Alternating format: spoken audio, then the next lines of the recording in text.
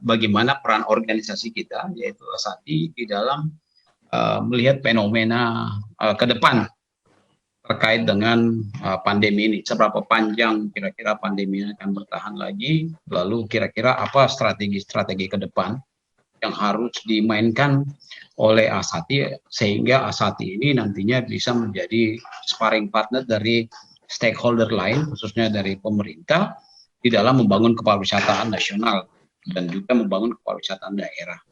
Nah, yang terpenting sebenarnya yang mungkin kita mau agendakan sih bagaimana peran serta Asati di dalam menyusun strategi-strategi promosi dengan stakeholder inti, katakanlah Kementerian Pariwisata, karena kalau kita melihat dari sisi SDM, kekuatan-kekuatan kita yang ada sebenarnya, ini sudah sangat banyak sekali. Tentang berapa banyak yang sudah tersertifikasi, tentang bisnis-bisnis sudah ada, itu sudah ada semua sih sebenarnya. Cuman yang kita tidak punya itu adalah visitors. Problem kita ada di situ. Ya, sebelum pandemi saja itu memang Indonesia itu sudah bermasalah dengan visitors, dengan pengunjung. Ya, minus Bali, Lombok, dan Labuan Bajo yang memang berkembang luar biasa. Dia bagaikan api gitu. Tetapi kalau kita melihat kepada destinasi-destinasi yang lain itu cenderung malah terjadi decrease, penurunan begitu. Nah, ini tentu menjadi concern yang sangat besar terhadap kita yang bergerak di industri tour and travel itu. Nah, saya tidak juga melarang Bapak Ibu atau bahkan membatasi bahwa kita harus melakukan side business dalam rangka survive, seperti ide-ide yang telah kita dengarkan beberapa saat yang lalu. Namun core bisnis kita itu ada di tour and travel. Artinya apa? Bahwa travel business ini yang kita pegang ini, kita sudah komitmen bahwa we will do the business based on our core business begitu. Sementara problem yang kita hadapi di depan itu sebenarnya kita sudah identifikasi dengan bagus, yaitu problem the number of visitors, jumlah pengunjung yang semakin hari semakin menurun bahkan sebelum pandemi itu. Nah, maksud saya keberadaan organisasi sebesar Asati ini harus menjadi apa ya?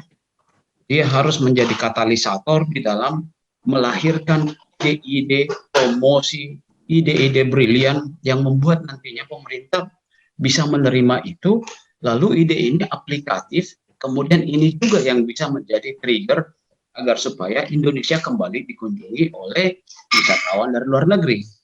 Kenapa wisatawan dari luar negeri? Karena core kita memang inbound begitu, dan pergerakan domestik. Mungkin Bapak Ibu masih ingat ketika saya bicara di webinar kita yang pertama tahun kemarin, saya katakan bahwa corona ini akan extend sampai 2024. Tapi kalau lihat fenomena yang ada sekarang, kelihatannya dia akan mundur. Nah, dia akan maju. Kemungkinan dia akan clear di 2022.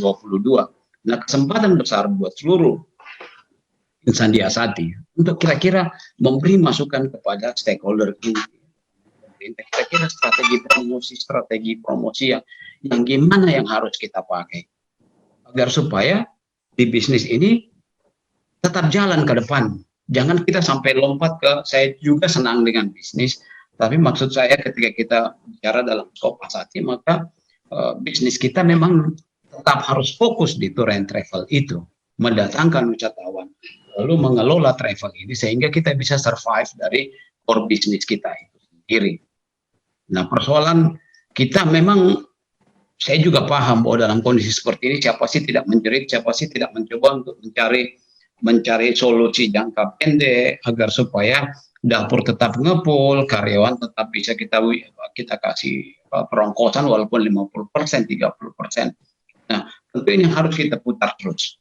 Nah, satu harapan saya, bahkan saya sudah bilang juga di lalu, bahwa ini kita harus dorong pemerintah untuk segera melakukan yang namanya kunjungan kerja.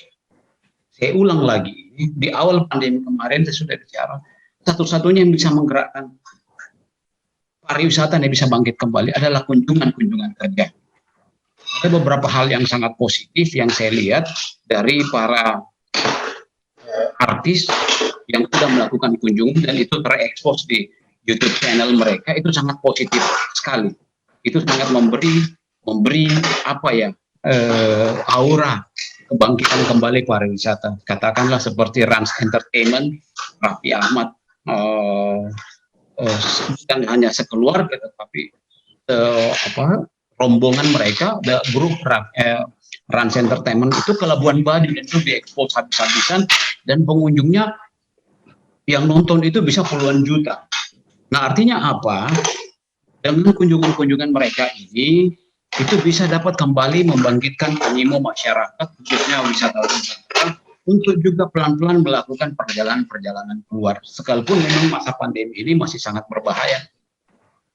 Masuk juga dengan Nikita Willy di awal tahun yang main ke Raja Ampat. Kemudian ada beberapa lagi. Nah, maksud saya kemungkinan ada baiknya Asati juga mulai menginisiasi program-program promosi singkat seperti ini agar supaya kita benar-benar ada di rel bisnis tour and travel. Kalaupun ke depan atau sekarang ini kita punya side business, akan tetapi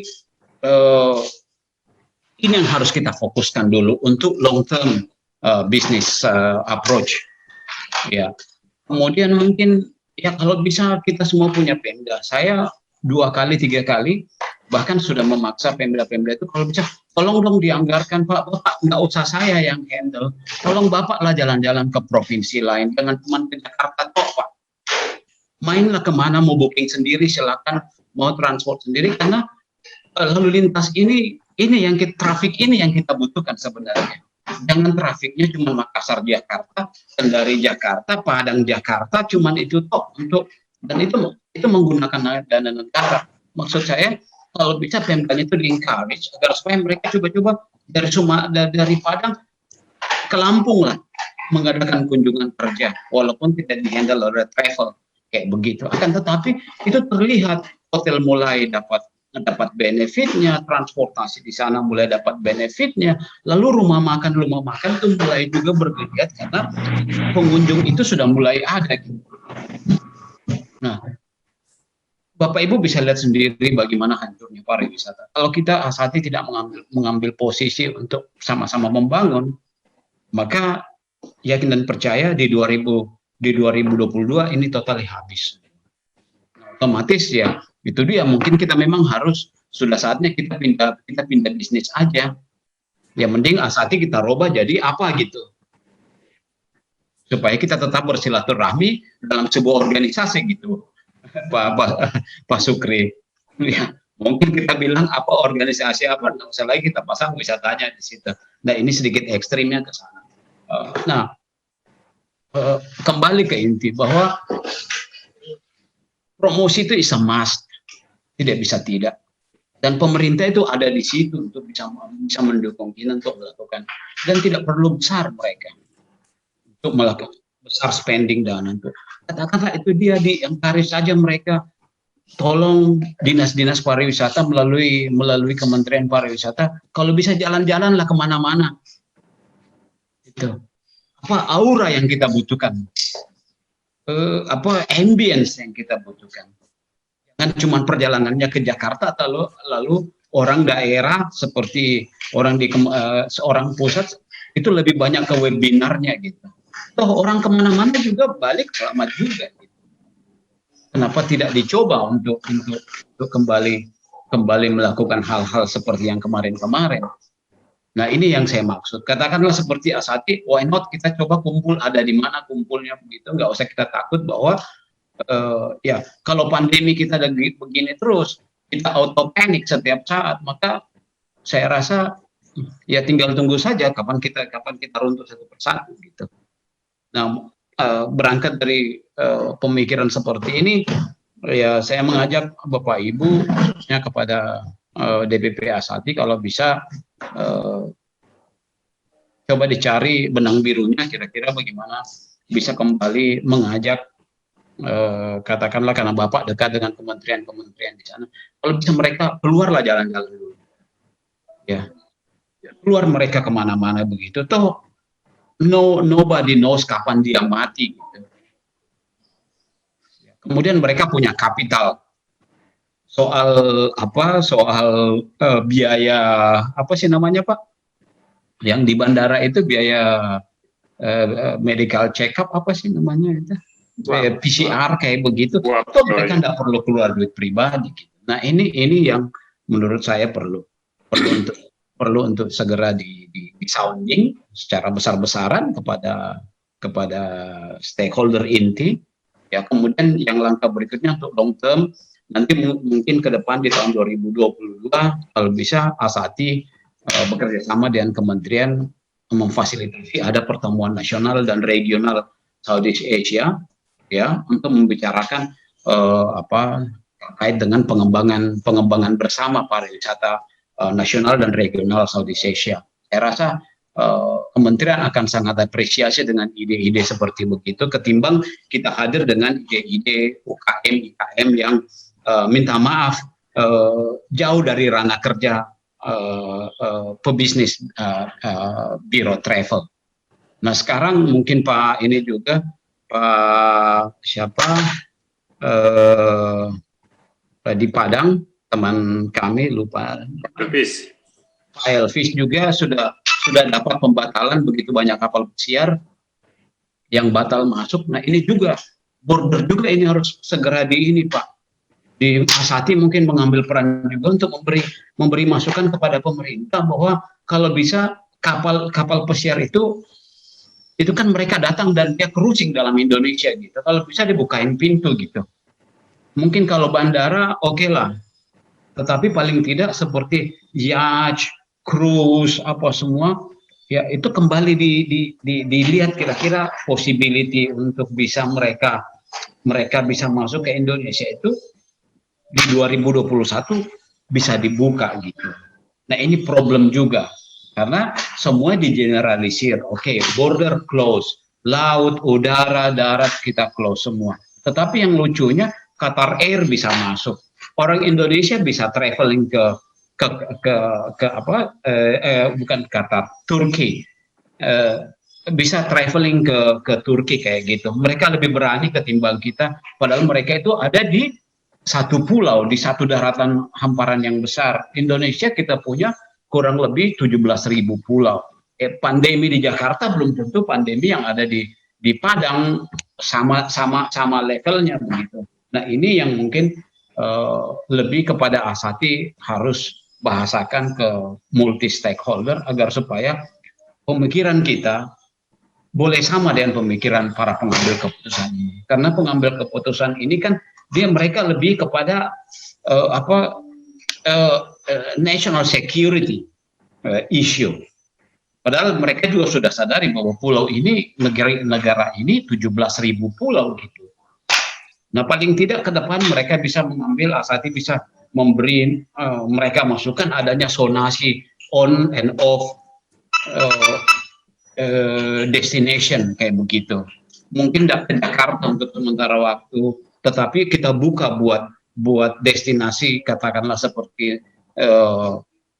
Medan, lalu apa di Aceh sana itu bisa dimasukin kayak gitu. Nah kemudian tentu dengan prokes yang sangat ketat. Nah, kalau ini kita beri masukan kepada mereka saat ada di posisi untuk memberi advice seperti itu, saya yakin dan percaya bahwa pariwisata di 2021 kuartal ketiga itu akan pelan-pelan akan buka kembali, dan yakin dan percaya 2022 itu kita sudah bisa on pelan-pelan, dan 2023 itu sudah bisa running normal, 2024 itu boom. Saya pikir itu dulu dari saya Pak Ketua dan Bapak-bapak Ibu sekalian yang hadir pada webinar ini. Selamat siang, terima kasih. Terima kasih Pak Andri, luar biasa. Memang Pak Andri ini ada terobosan-terobosan pemikiran pada waktu sebelumnya tempori di kita meeting ada Februari kalau nggak salah Pak Andri. Betul Pak, betul Februari. Jadi Pak Andri itu setiap dalam meeting dengan Kementerian Bagian Investasi, pariwisata itu selalu saya sebut Pak. Dan